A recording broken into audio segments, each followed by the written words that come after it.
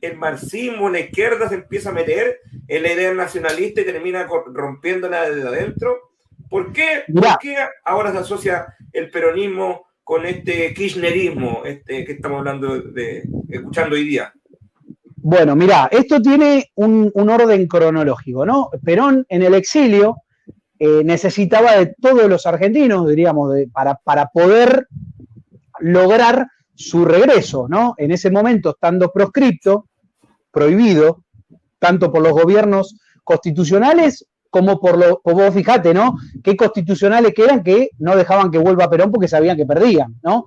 Arturo Illia, ese que todo el mundo exalta como el viejito bueno, no permitió el regreso de Perón. Frondizi no permitió el regreso de Perón. Pero a lo que voy con esto es que tanto las dictaduras como los gobiernos democráticos hacían que el peronismo no pueda participar en elecciones, ¿no? Y que Perón no pueda tocar suelo argentino, ¿no? Porque no garantizaban su seguridad.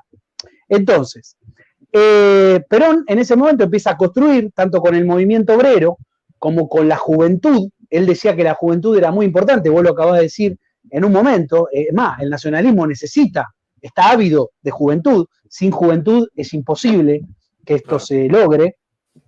Perón, vivo como un gran estadista que era y un tipo hábil en la política, empieza a conectarse con los movimientos tanto de los trabajadores como con las juventudes. En su momento, aquí se forma una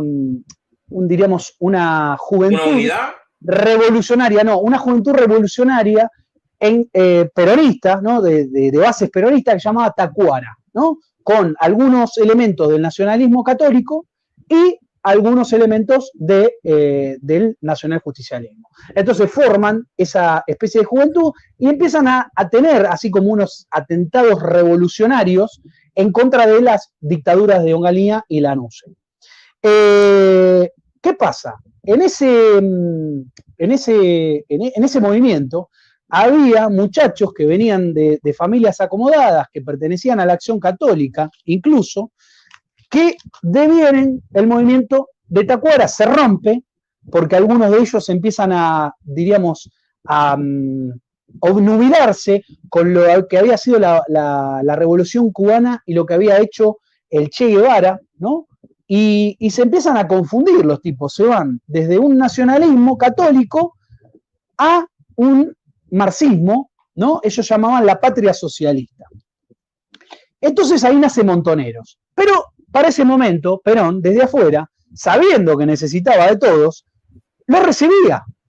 Uno de ellos era Galimberti, otro era Valmedina.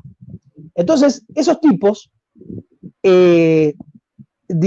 sirvieron para que Perón pueda retornar a la República Argentina. Eso no hay que negarlo, porque negar eso sería negar la propia historia del peronismo, porque hasta ese momento, con Perón vivo, el peronismo sí existía, ¿me entendés? Bueno, la cosa que una vez retornado Perón a la Argentina, los muchachos, no, o sea, las elecciones las gana Cámpora. La idea de Perón no era volver al poder. Por eso se hablaba de que decían Cámpora a la presidencia y Perón al poder. O sea, Perón comandaba el movimiento nacional justicialista y Cámpora era el presidente. Entonces él lo designa, ¿no? El hombre de confianza. Y es como parecido a la figura de los Fernando hoy día. No están así. Esto es una jugarreta que se mandaron. No, lo de Perón era una cosa de un tipo que ya estaba grande y que él entendía que era mucho más útil siendo el jefe del movimiento nacional justicialista y no gobernando el país, porque sabemos muy bien que estar al mando del país desgasta mucho a las personas. Y si vos sos una persona ya mayor y con algunos problemas de salud, se te va a complicar y termina muriéndose, ¿no? Eso está claro. Entonces Perón lo pone ahí. ¿Qué pasa? Lo primero que hace Cámpora es desobedecer. Primero en el armado deja fuera al bloque de los trabajadores y le da más, lugares de relevancia en el armado político, llámese diputados, senadores, a lo que era la tendencia, que eran estos montoneros, ¿no? Entonces, ya ahí traiciona lo que Perón le había pedido.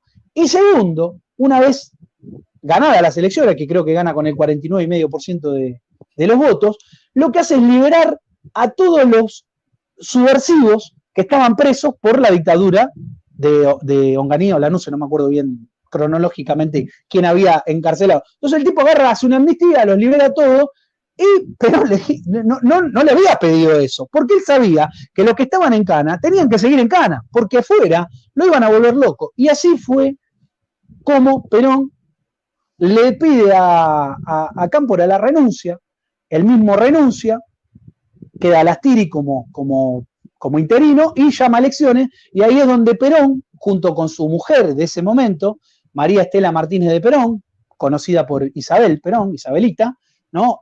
Denostada tanto por la derecha, por la izquierda y por los peronistas, ¿no? Fíjate vos cómo de traicionero que son estos hijos de puta, porque otra palabra no les cabe, terminan ganando con el 62% de los votos, y ahí comienza el mandato de Perón. Gana las elecciones en septiembre, creo, del año 73.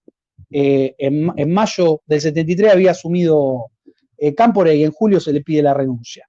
Entonces, lo primero que hacen a los 2 meses de haber asumido Perón la presidencia es asesinar a José Ignacio Rucci, ¿no? La mano derecha de Perón, el que él había elegido como su sucesor, o quien era en donde él depositaba toda su confianza, que era el líder del movimiento sindical argentino, ni más ni menos. Y era un tipo que primero era doctrinario, se atenía a las 20 verdades, y era un tipo muy instruido, y sobre todo muy instruido en lo que era la tercera posición, lo que veníamos hablando al principio de este vivo. Entonces, asesinan a Rucci. No contentos con eso, Perón dice, ¿no? Ante el cajón de Rucci, dice, me cortaron las piernas, la frase que utilizaría luego Diego Armando Maradona cuando le dio positivo, vos que sos futbolero, te acordarás en el año 94 cuando le da doping y dice, me cortaron las piernas. Bueno, Perón lo había dicho que le habían cortado las piernas porque le habían sacado un hijo, ¿no? El hijo que no tuvo, se lo habían asesinado. ¿Y quién habían sido? Los montoneros. Y ellos se arrogaron ese asesinato. Entonces, luego, Perón, el 1 de mayo de 1974, los expulsa de la plaza. Hace un acto, habla, y los caraduras estaban ahí, y él les da a entender de que todo se logró gracias al movimiento obrero que siempre apoyó al justicialismo. Que los jóvenes habían sido convocados para acompañar al movimiento obrero, no para que ellos pasen por encima del mismo. Y sobre todo querían pasar por encima del líder. O sea, lo que querían ellos era un peronismo sin Perón. Lo mismo que ellos hicieron cuando mataron a Bandor, diciendo que Bandor era un traidor, pero no nos olvidemos que Bandor, fue líder de la CGT cuando Perón estaba en el exilio, no quería un peronismo sin Perón en la Argentina. Era un peronismo sin Perón con Perón en el exilio. O sea, el que retorne el peronismo a participar en política para volver, para que sí después el líder regrese, pero ellos no, ellos con el líder de acá no lo dejaron gobernar. Entonces Perón los expulsa y en ese momento Montoneros pasa a la clandestinidad y ahí comienzan los atentados, ¿no? Ahí comienzan una cantidad de atentados, secuestro, ponedura de bombas, la toma del regimiento de Formosa, bueno, una sucesión de hechos que empiezan a ponerle trabas en la rueda al líder. Vos fijate cuán peronistas eran ellos que le ponían trabas a quienes supuestamente ellos apoyaban. Entonces, no contento con eso, Mujica, el padre Mujica, que sí había pertenecido a Montoneros y que así había estado en la resistencia cuando Perón estaba en el exilio, termina siendo asesinado. Y no lo asesina la AAA, lo asesinan los mismos Montoneros. Porque él en una reunión con la cúpula de Montoneros le dice, muchachos, se acabó la revolución. Métanse los fierros en el orto, le dijo. Así, literalmente, un cura le dijo, métanse los fierros en el orto. La revolución se terminó. Ya Perón está en el país y está gobernando. Ellos no querían un peronismo con Perón. Esa era la realidad. Ellos querían el peronismo solamente como un partido de las masas que lo iba a llevar a ellos a ganar elecciones. En realidad ellos lo que querían era romper con el orden democrático, imponer un socialismo del estilo cubano y a la mierda con todo, ¿no? Pero no lo lograron porque Argentina es un país que es refractario al comunismo. Por eso terminan, diríamos, luego perseguidos. Y hay una cosa y un detalle Bueno, Perón muere en el 74, en el 1 de julio de 1974. Ahí viene la relación de el peronismo con esta izquierda, donde los movimientos ya, bueno, izquierda, cámpora, empiezan a infiltrarse en esta idea del justicialismo, por lo que estoy entendiendo, ¿sí? Claro, evidentemente Cámpora era un tipo que venía del conservadurismo y estaba en el peronismo desde la década del 40, y era un tipo leal a Perón, pero era un tipo que no era muy fuerte de carácter.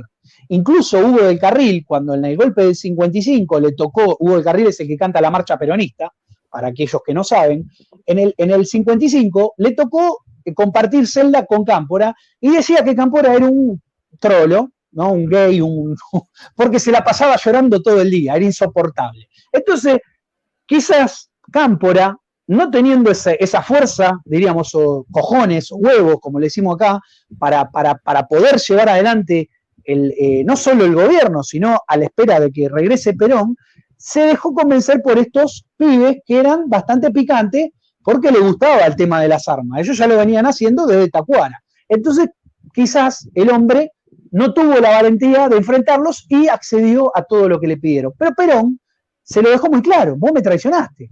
Luego Cámpora es expulsado en el año 75 del Partido Justicialista justamente por no adecuarse a la doctrina. Bueno, dijimos que fallece Perón. Luego en Argentina se hace el operativo Independencia. La guerrilla marxista trotskista había tomado la provincia de Tucumán y querían independizar Tucumán de la República, o sea, en una clara actitud secesionista, querían independizar Tucumán de la Argentina, y ahí el gobierno de Isabel Perón firma el decreto donde se acciona la extinción de la guerrilla, pero en gobierno constitucional, y se logra. Esa guerrilla se termina de extinguir. Eso es el famoso operativo Independencia. Luego de eso a la señora no la dejaron gobernar. No la dejaron gobernar los militares, no la dejaron gobernar los otros partidos políticos y no la dejó gobernar el mismo peronismo. No nos olvidemos que Ítalo Argentino Luder, aquel que fue luego candidato a presidente en el año 82, fue quien traicionó a la señora y la dejan terminando sola, y fue la única que fue presa, junto con algunos allegados como por ejemplo López Rega, que también es una persona que todo el arco político denosta, pero era un tipo que era leal a Perón y sobre todo era leal a la señora María Estela Martínez de Perón, y termina sufriendo el 24 de marzo el golpe de Estado, desde el momento que toma el poder el proceso de reorganización antinacional, le llamo yo. Ahí comienza la debacle de la Argentina, como había sucedido en su momento con el golpe del 55 y la batalla de Caseros en 1853 a manos de los unitarios en contra del ejército de Rosas, ¿no?